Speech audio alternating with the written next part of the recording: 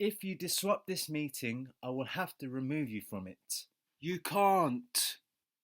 It is only the chairman who can remove people from the meeting. You have no authority here, Jackie Weaver. No authority at all. She just kicked him out.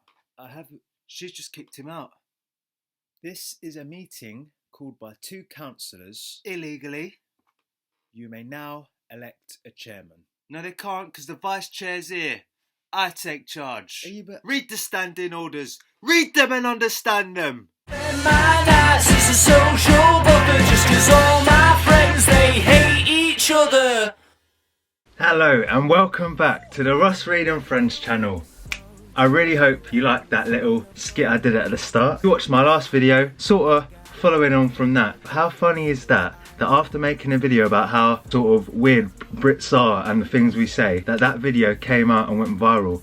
That video, it's just so funny. It's like one of the most British things, that sort of argument over Zoom. And like I said in my last video, I do not think that sort of altercation would be funny in any other country except ours. Thank you for clicking onto this video. Before we get into today's video, please don't forget to give us a like. If you want to keep up with the content which we're uploading every single week, then don't forget to click that subscribe button and click that notification bell, because like I just said, we got videos coming out every single blimmin' week. We've got 26 subs now. I'm so happy. We got 2 subscribers since the last video. Thank you so much. Don't forget about the 100 sub Centurion challenge. When we hit 100 subs, I'm doing a live stream here on YouTube, doing 100 shots of beer in 100 minutes. So it's going to be fun and I can't wait to do it. So keep subscribing just so we can do the live stream. Story time. This week's video is a story about something that's happened to me before. It's something that I've just told people, bit of an anecdote when I meet people. You know when you're like, you started a new job or you started a new course or something and you play that game like 2 truths, 1 lie or something like that. You say something about yourself which sort of introduce yourself and a little bit about you. This is my one and I just want to share it with you guys. So back to the story. If you didn't know already, if you've managed to find my old YouTube account, which I'm not going to put the link, if you want to go do some digging, go and find it, be my guest. I used to upload original songs and covers to YouTube. Music's always been a big passion of mine. It's always been something that's been really important in my life. Wearing a Billie Eilish top. If you've noticed, I'm always wearing band t-shirts in my videos. Just love music. I love playing music, I love singing, love listening to music, love to go to gigs, all of that. Music is my life. Growing up, I was always in a band. I was in a band called Mixed Opinions, which was sick. If you want to do some digging, go and find Mixed Opinions, really good stuff. When I got to about the age of 8, when I just turned 18, left sixth form. We finished sixth form early that year, finished just after our exams, which was in May. So from May until September, before I went to university, basically early holiday. Could do whatever we want, meet up with mates, whatever. We had so much free time and I've been uploading covers to YouTube. I've played gigs here and there, like with my band. I decided now I've got all this free time, I'm gonna pick up my guitar, I'm just gonna go out, start busking in the streets. I was busking every single day, 2-3 different places a day. And that led on to me entering this competition called the London Gigs Big Busk, and I met so many people. I made so many contacts, and then from that I started gigging proper gigs every single day, sometimes 2 or 3 gigs a day. And I was sort of grafting. At that point in time, I told myself, this is what I want to do for the rest of my life. I want to be a recording artist or a songwriter or something around something like that. From the age of 18, and then I eventually didn't go to university that year, just carried on gigging all year, working part-time while gigging. Then the next year I went to university and I studied songwriting and then carried on gigging throughout those 3 years and just loved it. And I met so many cool people and I've got so many cool stories. This is one of those stories from that period of my life. I think I was about 19 when this happened, just over a year into this sort of part of my life. And one of my favourite places in London, not only because I used to love when I used to get a gig there, but just because I love going clubbing and going in and doing things with my mates there. Camden Town.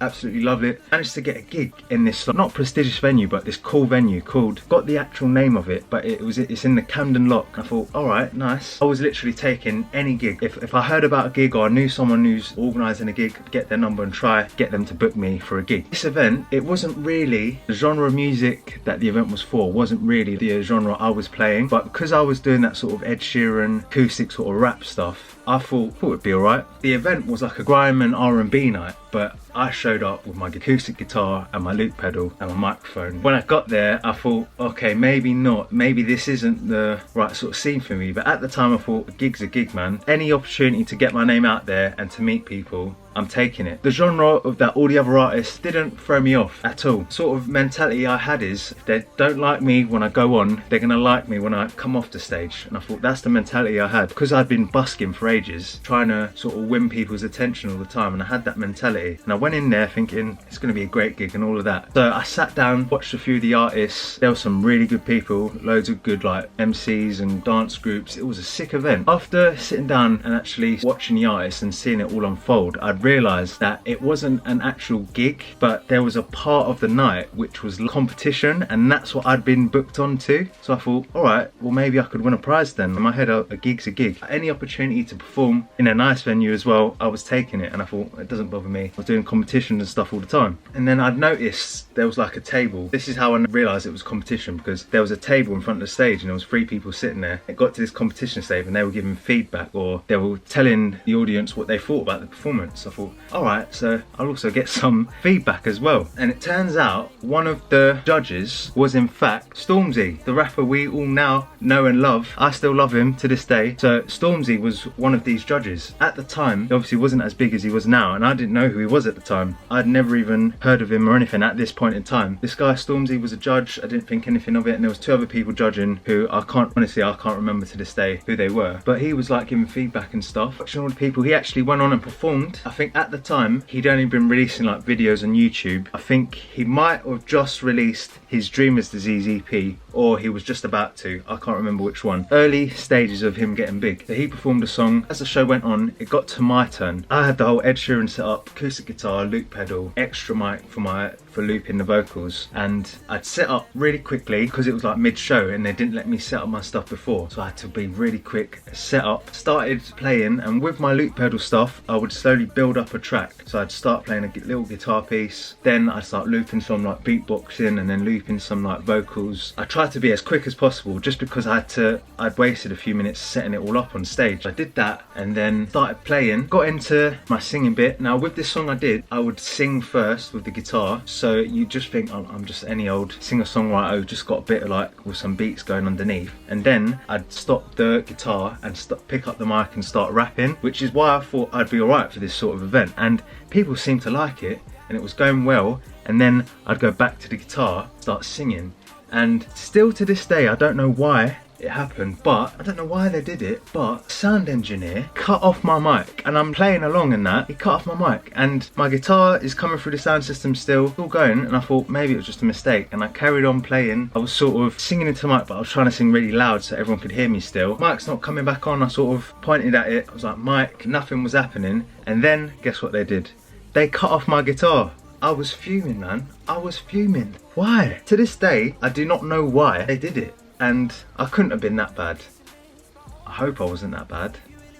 They cut off the sound of the guitars and I carried on playing, and then it was kind of awkward because it's just me playing the acoustic guitar, and I thought I'm just going to stop, and I didn't just stop there and there. I went through some chords and went to a nice stop, and then I didn't know what to do, and I just stood there, and they gave the mic to the 2 judges. They said they liked it. It was a bit slow to get into it, and then they gave it to Stormzy and he said, yeah, I like what you did with the loop pedal, making the beats and that. Yeah, and that was the interaction I had with Stormzy. And after that I picked up my stuff. I was really embarrassed. I picked up my stuff, went to the side of the stage, packed up my bag, and I was upset and I was confused. I literally put my rucksack on, got my guitar, and I left. Didn't even wait to find out where I'd come in the competition. I left that place straight away. So I didn't get to talk to Stormzy or anything. I didn't know who he was at the time, to be fair, so I can't even say to go and chat to him because I didn't know who he was at the time. But so then I carried on gigging, all of that. Didn't stop me. When you're doing anything like you're passionate about, you're gonna have those moments where you're gonna have those highs. I had a lot of highs.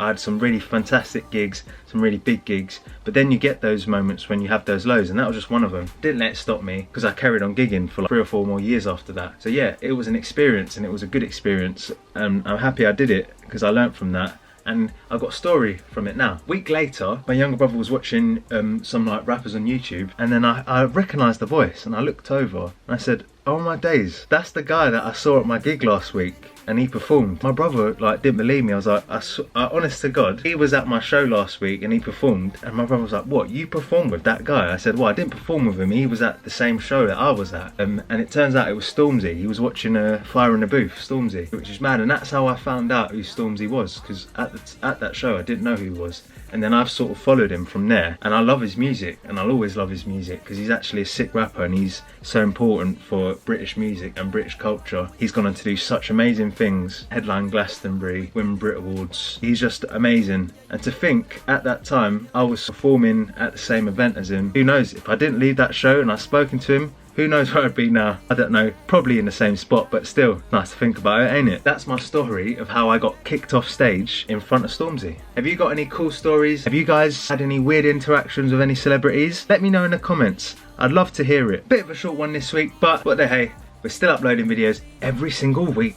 Thank you so much. If you got to this point in the video, if you're watching this, then you have, so love you guys. If you enjoyed the video, don't forget to press that like button. If you want to be updated every single time I upload a video, then make sure to click that subscribe button and click that notification bell, just so you get a notification when we upload. We're on 26 subscribers now. We're quarter of the way there for the 100 subscribers Centurion challenge. Don't forget, we're going to do a live stream when we hit 100 subs. I'm going to drink a shot of beer every single minute for 100 minutes, just for you guys, just for your entertainment. And obviously it's a live stream, you guys will be able to get involved and it will just be a fun day. So come on, if you want to see that, click subscribe. Thank you so much for watching the video. If you've got any stories with any celebs, comment down below, let me know. Love you guys so much and see you soon. My nights is a social buffer just 'cause all